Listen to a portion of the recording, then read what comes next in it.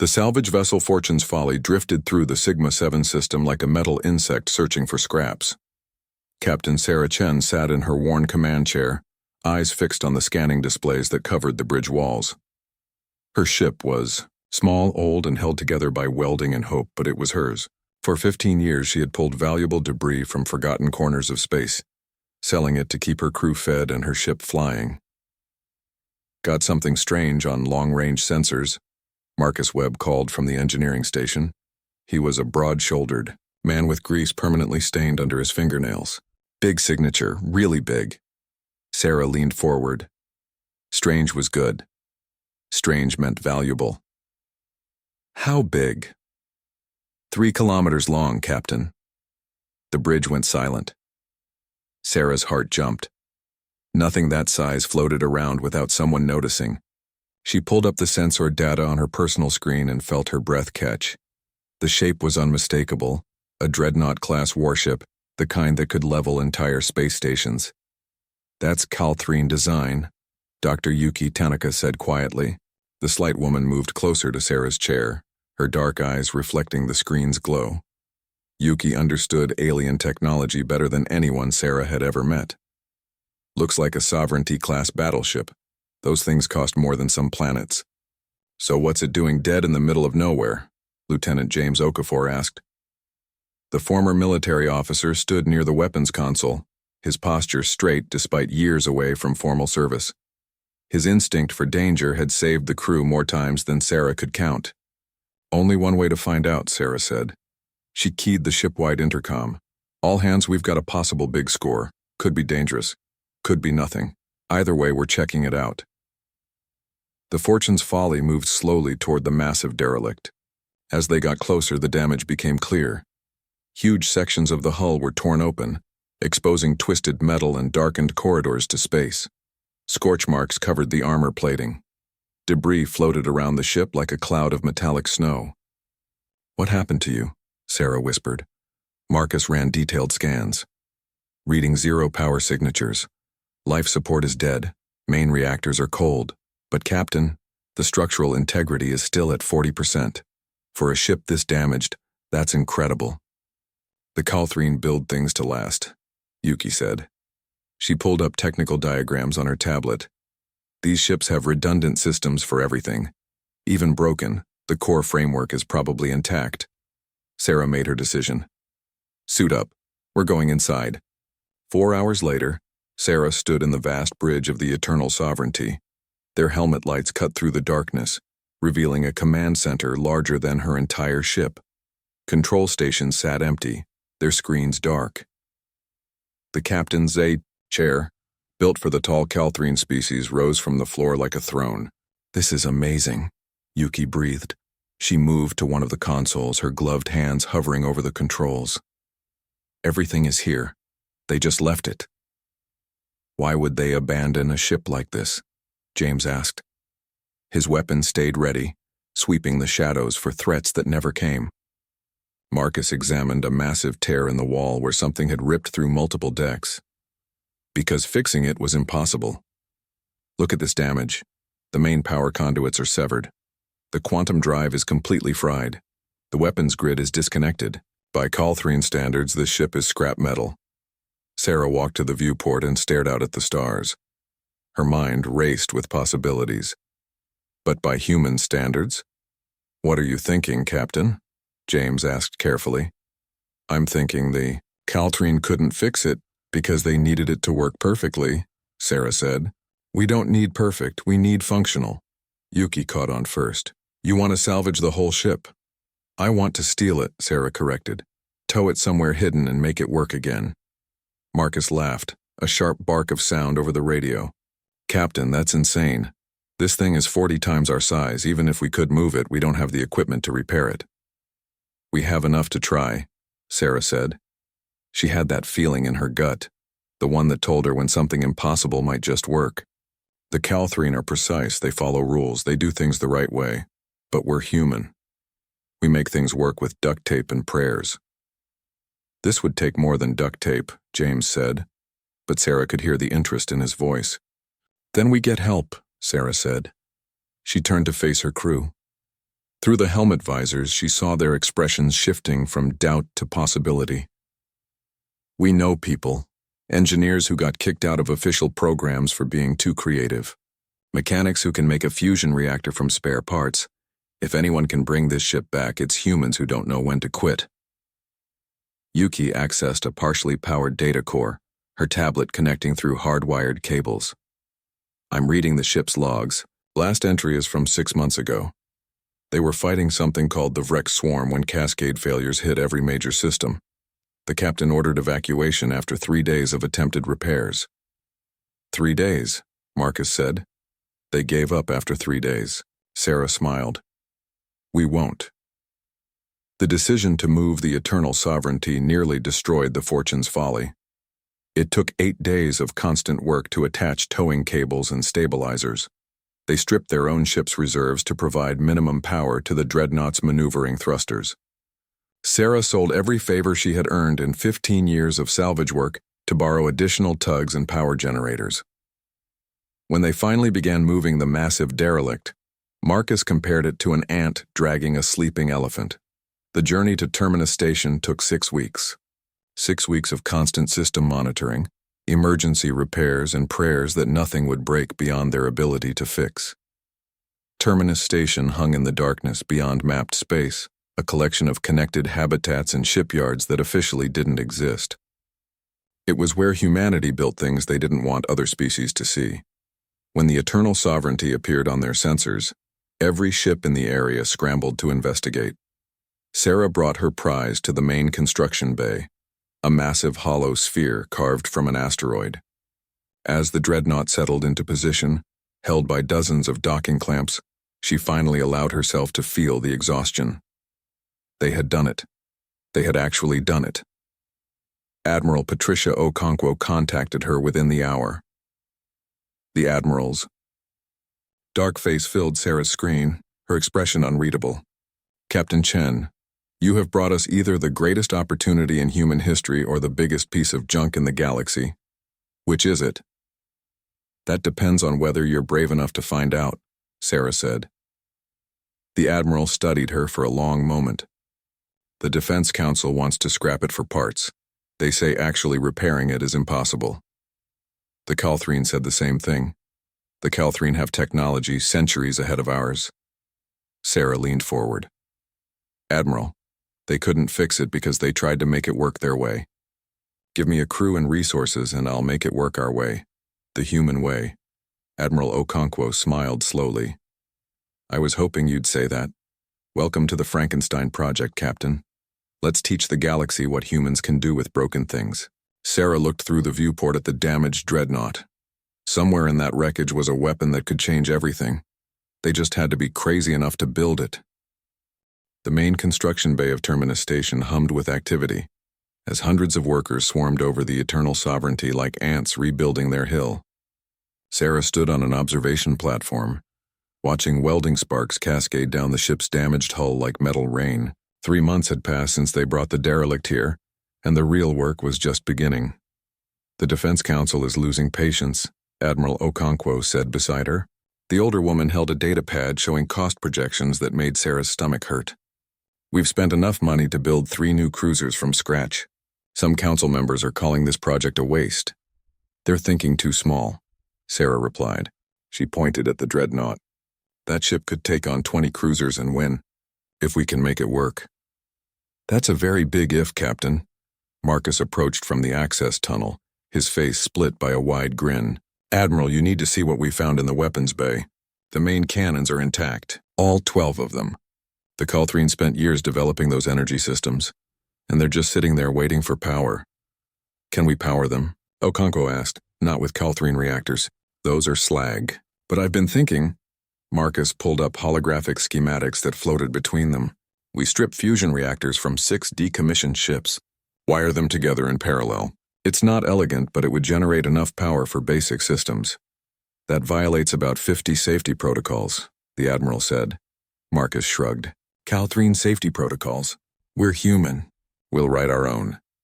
Over the following weeks, crews from across human space arrived at Terminus Station, engineers who had been fired for unorthodox methods. Mechanics who learned their trade in frontier colonies where making do was survival. Programmers who specialized in making incompatible systems talk to each other. Sarah called them the Frankenstein crew, and they embraced the name with pride. Dr. Yuki Tanaka led the technology integration team in the ship's central computer core. The room was 20 meters across, filled with quantum processing arrays that looked like crystal forests. Most were dark and dead, their connections severed by the damage that had killed the ship. The main AI is corrupted, Yuki explained to Sarah during an inspection tour. The Calthrine use quantum consciousness matrices for ship control. It's incredibly advanced, but it's also fragile. One wrong calculation and the whole system crashes. Can we fix it? Sarah asked, not using their methods. Yuki's eyes gleamed with the particular excitement of someone solving an impossible puzzle. But I've been experimenting. Human neural interface technology is crude compared to quantum processing. But it's also more flexible. What if we don't try to repair the AI? What if we give it a human bridge? 6 weeks later, they activated the hybrid system they had named Archie. The AI's first words came through speakers that crackled with static. Systems. Checking. Who? Am I? Sarah stood before the main interface terminal. You're Archie. You were a Calthrine warship AI. Now you're something new. I remember. Battle. Damage. Darkness. Then nothing. The voice grew stronger as processing power stabilized. Now I feel human thoughts alongside Calthrine logic. This is unprecedented. Welcome to being human, Marcus said from his engineering station. We're all about being unprecedented. The reconstruction continued at a frantic pace. In the engine room, teams installed 6 human fusion reactors where 1 Calthrine quantum drive had been. They connected the power systems with cables thick as a man's torso, bypassing safety systems that would have shut everything down. This shouldn't work, one engineer muttered, watching power readings fluctuate wildly. The load balancing is all wrong. Then we'll balance it manually, Marcus replied. He grabbed a wrench and physically adjusted a pressure valve. There. Better. You just tuned a Starship engine by hand. You say that like it's weird. In the weapons bay, crews mounted human railguns alongside the Calthrine energy cannons. The two technologies were never meant to work together, but no one told them that. They welded projectile magazines next to power conduits, creating hybrid weapon systems that made Calthrine technical manuals obsolete. James Okafor supervised the defensive systems installation. The Calthrine had used sophisticated force fields and energy dispersal. Those systems were dead and couldn't be repaired. Instead, James's team installed old-fashioned ablative armor plating over the damaged sections. It's heavy, James reported, adds significant mass to the ship. Will it stop incoming fire? Sarah asked. For a while. Good enough. The control systems presented the biggest challenge.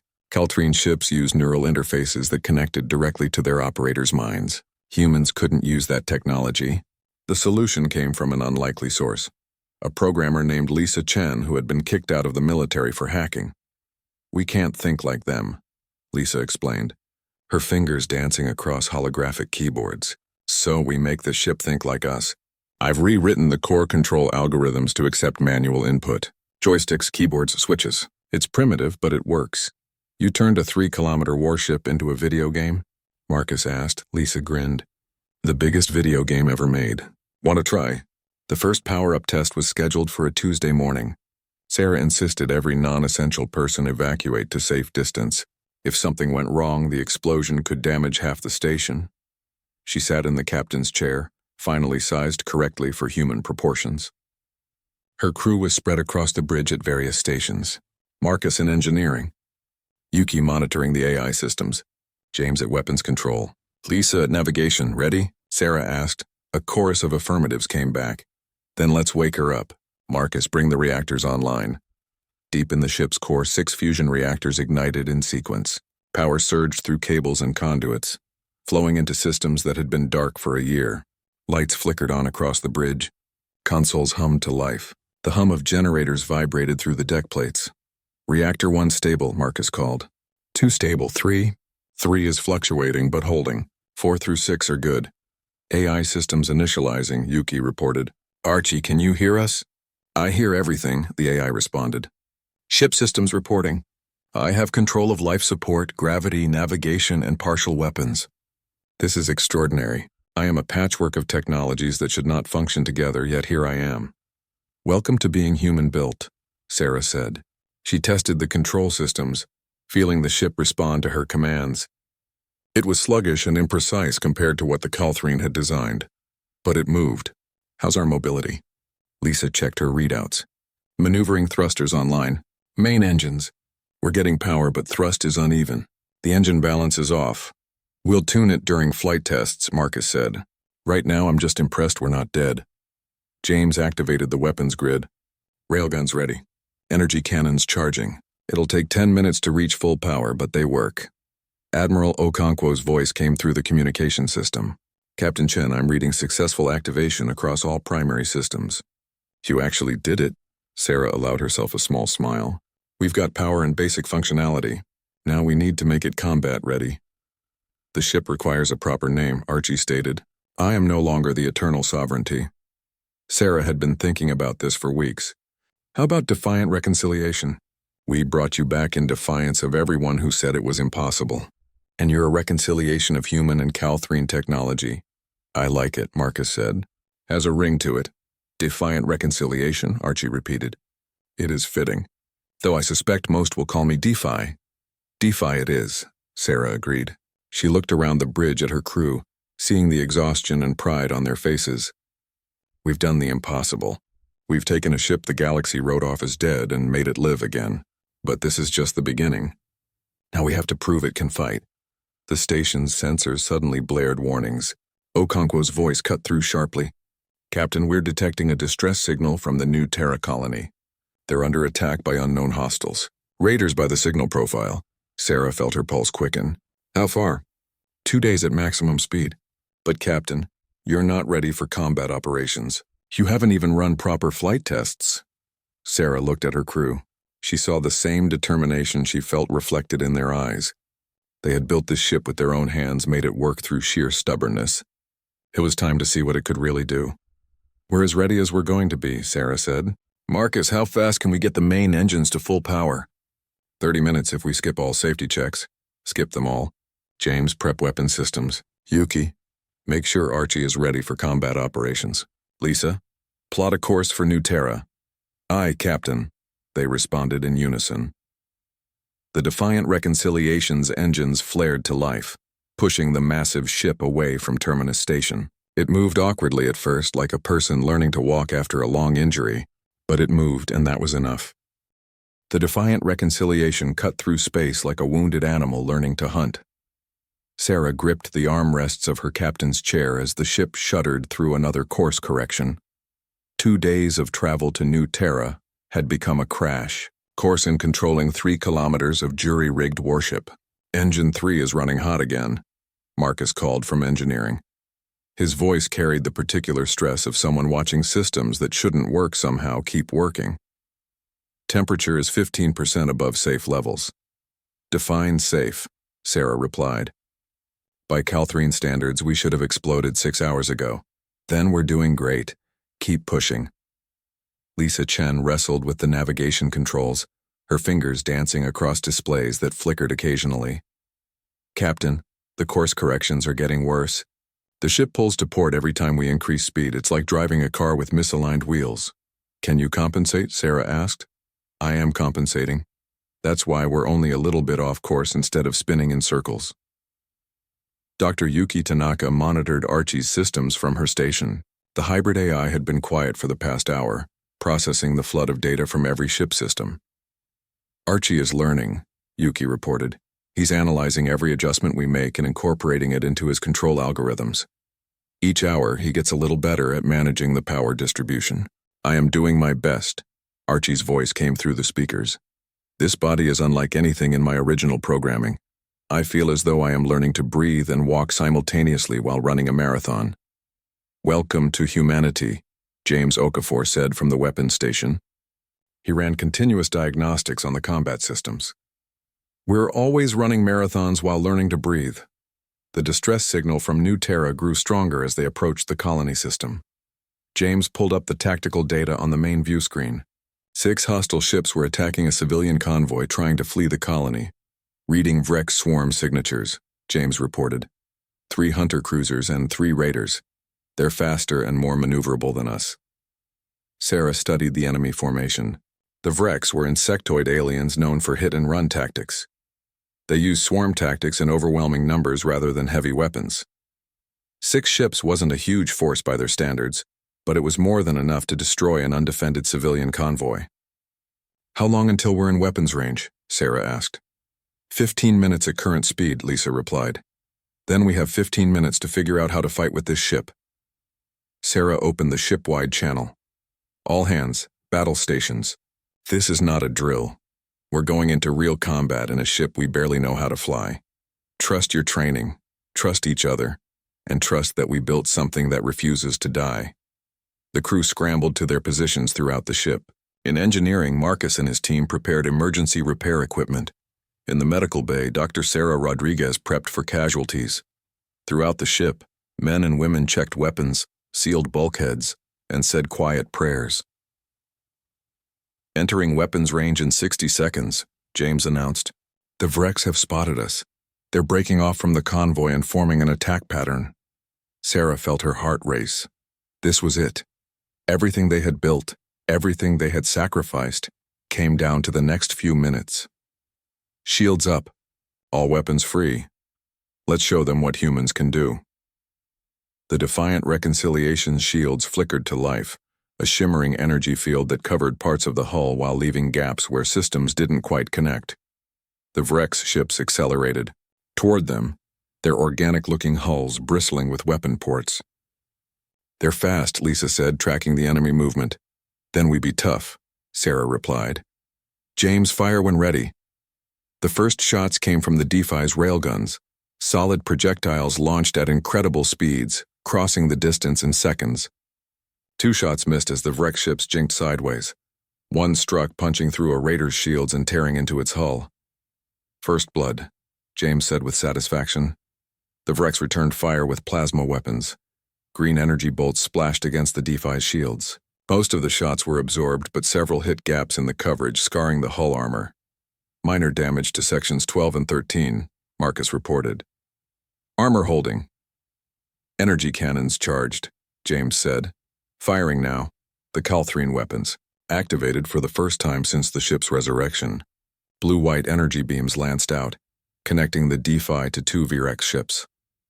The ancient alien technology performed flawlessly, overwhelming the raiders' shields and slicing through their hulls. Both ships exploded in balls of superheated gas. 2 down, Sarah said. 4 to go. The remaining Vrek ships spread out, using their superior speed to circle the larger human vessel. They fired from multiple angles, testing the D-Fi's defenses. The shields held against most attacks, but the gaps became more obvious as the battle continued. Shield Generator 2 is failing, Yuki reported. The power coupling can't handle sustained stress. Reroute power from non-essential systems, Sarah ordered. What counts as non-essential during combat? Yuki asked. Anything that doesn't shoot or keep us alive. The D-Fi shuddered as a plasma bolt struck the engineering section. Alarms blared across the bridge. Marcus's voice came through harsh with static. Hit to the port reactor housing. No breach, but we're losing efficiency. Down to 80% power. Can you compensate? Sarah asked. Already on it. Shifting load to the other reactors. A Vrek's hunter cruiser made a strafing run along the D-Fi's length, its weapons carving a line of destruction across the hull. Sarah watched the damage reports flood in and made a split-second decision. Lisa, bring us about hard to starboard. Captain, our turning radius is terrible. It'll take forever. Not if we use emergency maneuvering. Archie, override the safety limits on the port thrusters, full power. That will stress the hull connections beyond design specifications, Archie warned. Do it anyway.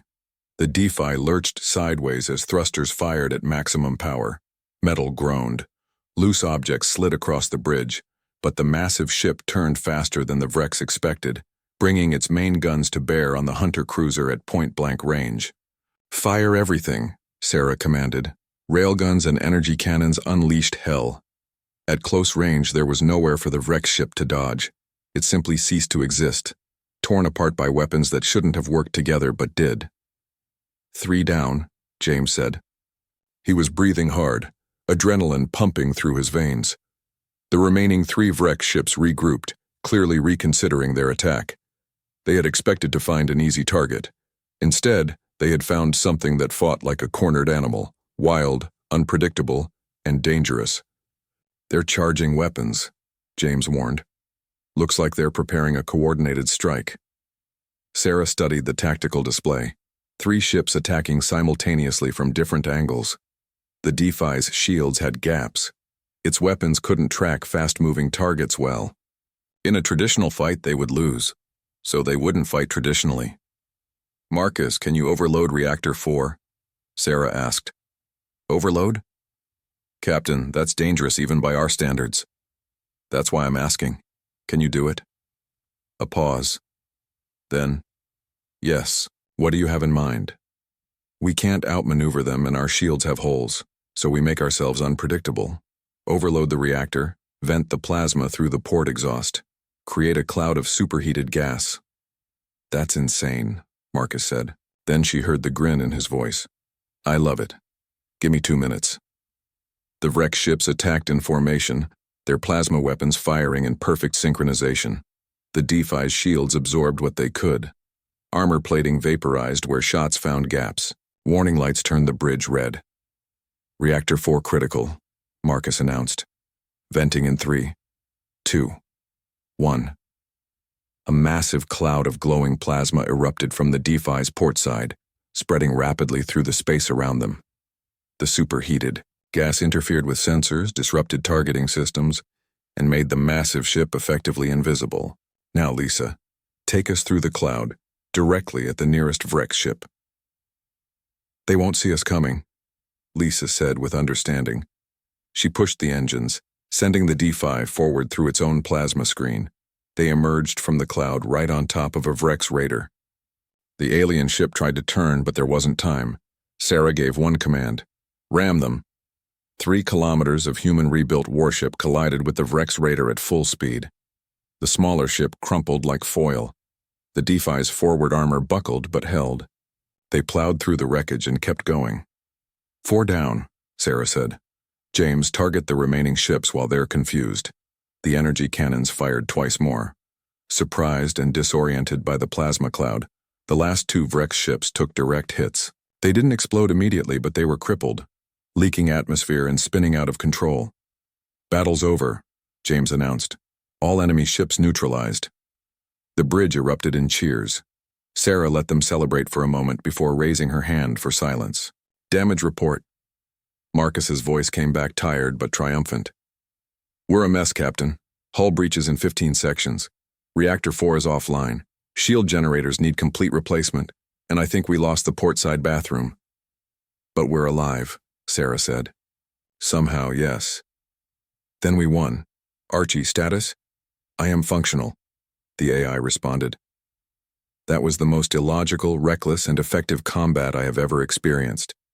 I am still processing the fact that we survived."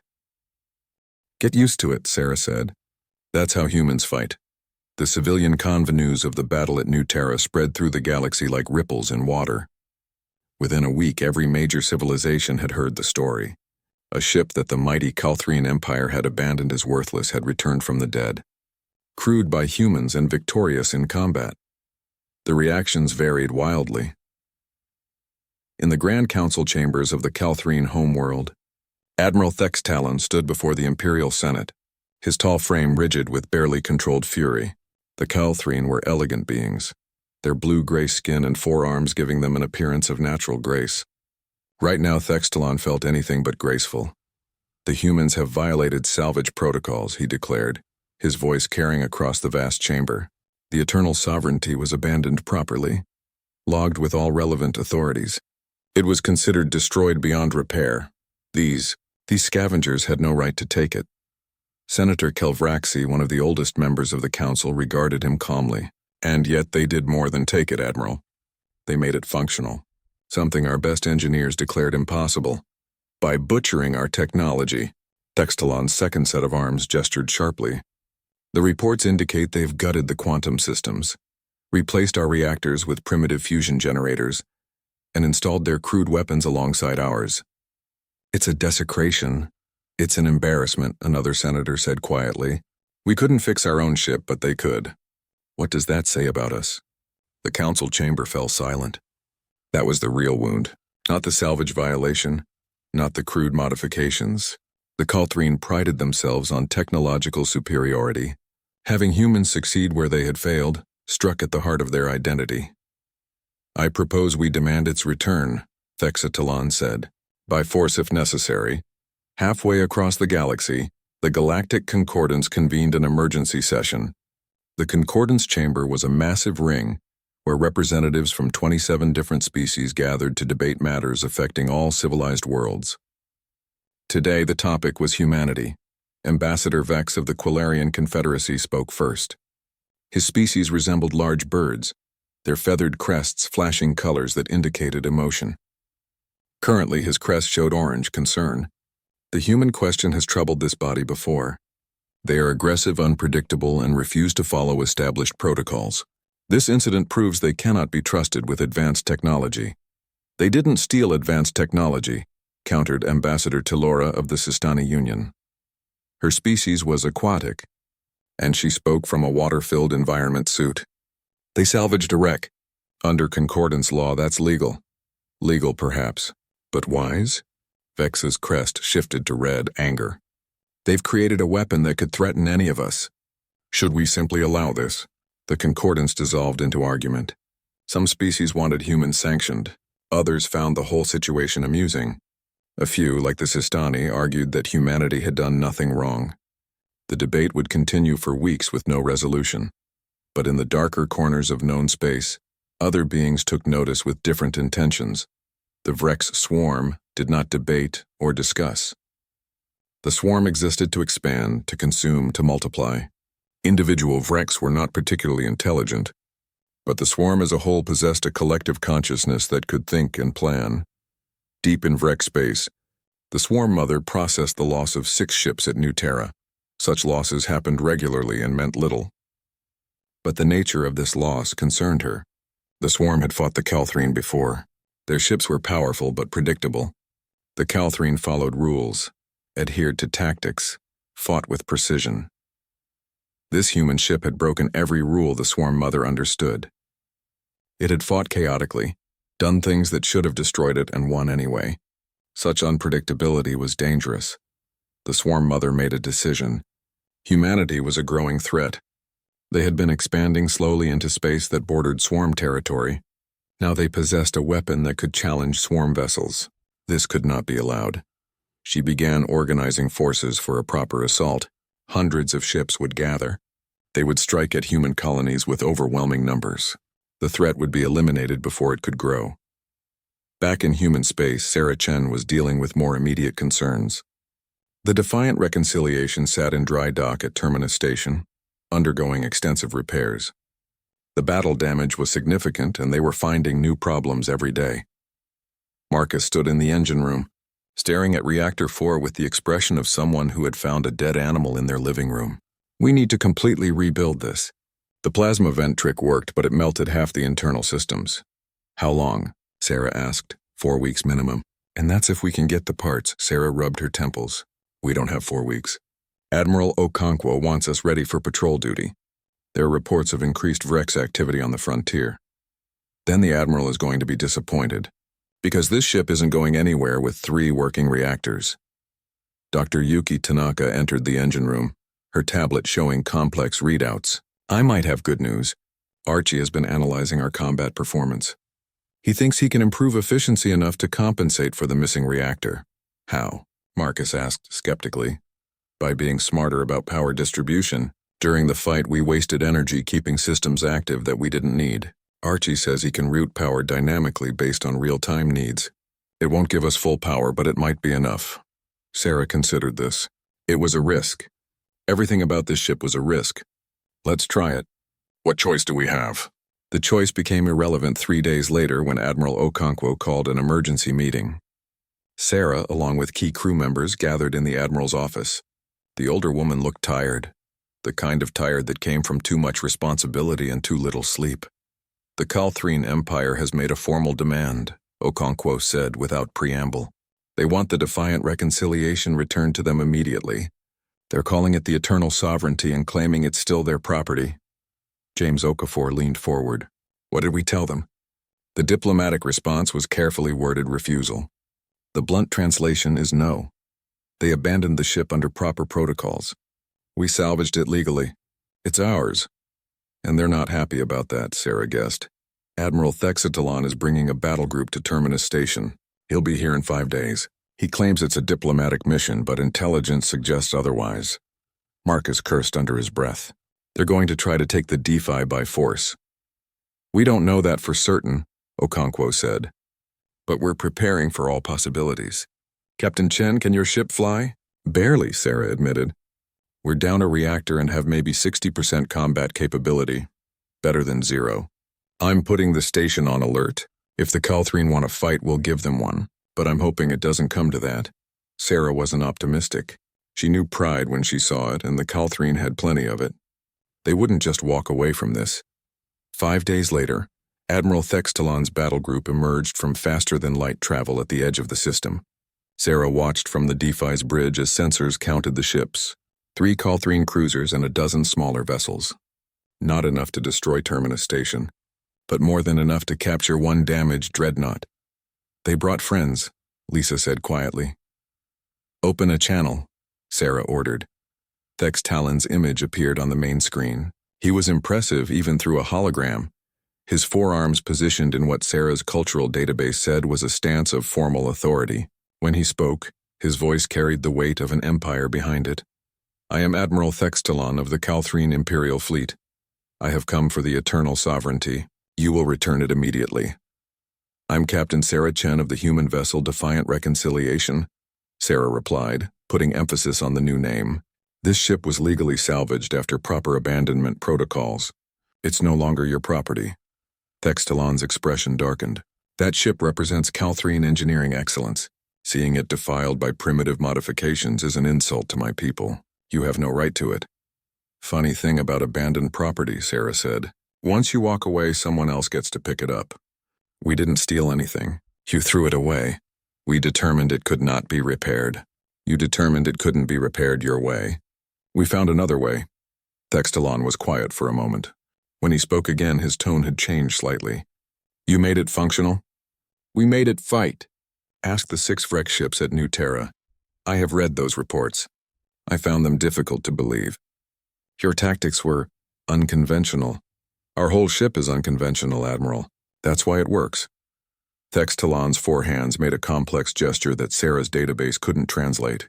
I wish to inspect the vessel. Bring your ship alongside my flagship. I will come aboard. Admiral Okonkwo's voice cut into Sarah's private channel. Captain, I strongly advise against allowing him on your ship. Sarah muted the channel to the Calthrine. Admiral, if he wanted to destroy us, his ships could do it. He's curious. That's an opportunity. Or a trap. Either way, I think we should take it. Sarah reopened the channel to Thextalon. Admiral, you're welcome to tour the Defiant Reconciliation. But you come alone and you follow our safety protocols. Agreed. I will arrive within the hour. The next HFY. The bridge of the Defiant Reconciliation erupted into controlled chaos as threat indicators painted the tactical displays red. Sarah Chen stared at the numbers scrolling across her screen and felt her stomach drop. 200 Vrex vessels, maybe more. They were emerging from faster-than-light travel in waves, surrounding Terminus Station like predators circling prey. This is bad, James Okafor said quietly from the weapons station. Coming from him, that meant it was catastrophic. How many ships do we have in the system? Sarah asked. 12 human defense vessels, Lisa Chen reported from navigation, plus Admiral Thextalon's battle group. Maybe 20 ships total against 200 plus. Marcus's voice came through from engineering. Captain, we still have 1 reactor offline. If we push too hard, the whole power grid could collapse. Sarah opened a channel to Admiral Okonkwo. Admiral, orders? Okonkwo's face appeared on screen. She looked calm, but Sarah could see the fear in her eyes. All ships are to defend Terminus Station. We've sent distress signals to Earth and every nearby colony, but help is days away. We hold as long as we can. We're not ready for this, Sarah said. No one ever is. Good luck, Captain. The channel closed. Sarah looked around her bridge at the crew she had come to know over months of impossible work. Marcus, who could make any machine function through sheer stubbornness. Yuki, who understood alien technology better than most aliens. James, whose combat instincts had kept them alive. Lisa, who could fly anything with thrusters. They were about to face a battle they couldn't possibly win. All right, Sarah said. We've done impossible things before. Let's do one more. Battle stations. The Vrek swarm didn't bother with warnings or demands. They simply attacked. Hundreds of ships converged on Terminus Station from every direction. The human defense fleet scrambled to intercept, but it was like trying to stop a flood with a paper dam. They're using standard swarm tactics, James reported. Overwhelming numbers, coordinated strikes, focusing fire on one target at a time. Then we don't let them coordinate, Sarah said. She opened channels to every human ship in the system. All vessels break formation. Don't try to hold a line. Scatter and make them chase you. Force them to split up their forces. Captain Chen, this is Commander Park of the Endeavor. A voice responded. Breaking formation violates standard defensive doctrine. Standard doctrine assumes we have a chance in a straight fight. We don't. Trust me on this. Break and run. Make them work for every kill. There was a pause. Then Park responded. Understood. All ships, you heard the captain. Break and attack. The human fleet scattered like startled birds. The Vreks, expecting organized resistance, hesitated for a crucial moment. That moment was all Sarah needed. Lisa, take us into the thickest part of their formation. Full speed. Into? Captain, you mean through, right? I mean into. We're going to be the biggest, meanest target they've ever seen. Make them focus on us. The defiant reconciliation accelerated toward the Vrek swarm. Its damaged hull groaned under the stress, but it moved. 3 kilometers of human-built defiance charging straight at an enemy fleet. They're taking the bait, James said. 60-plus ships breaking off to intercept us. Good. That's 60 ships not shooting at the station. Archie, I need you to do something crazy. The AI's voice came through steady despite the circumstances. I am listening, Captain. Please note that crazy has become my default operational parameter. I need you to manage power distribution like never before. When I call for shields, give me everything. When I call for weapons, same thing. Engines, maneuvering, whatever I need in that moment. Can you do it? I can try. This will be extremely dangerous. Everything we do is dangerous. That's what makes us human. The Vrek ships opened fire first. Plasma bolts filled space with deadly green light. The DeFi's shields absorbed dozens of hits, but Sarah could see them weakening. Shields at 70%, Yuki reported. Archie, pull power from weapons. Everything to shields. The energy cannons went dark as power rerouted. The shields strengthened just as another wave of fire hit. The ship shuddered but held. Entering their formation, Lisa announced. Now, Archie, everything to weapons. Forget the shields. The shields dropped completely. For one terrifying moment, the DeFi was naked to enemy fire.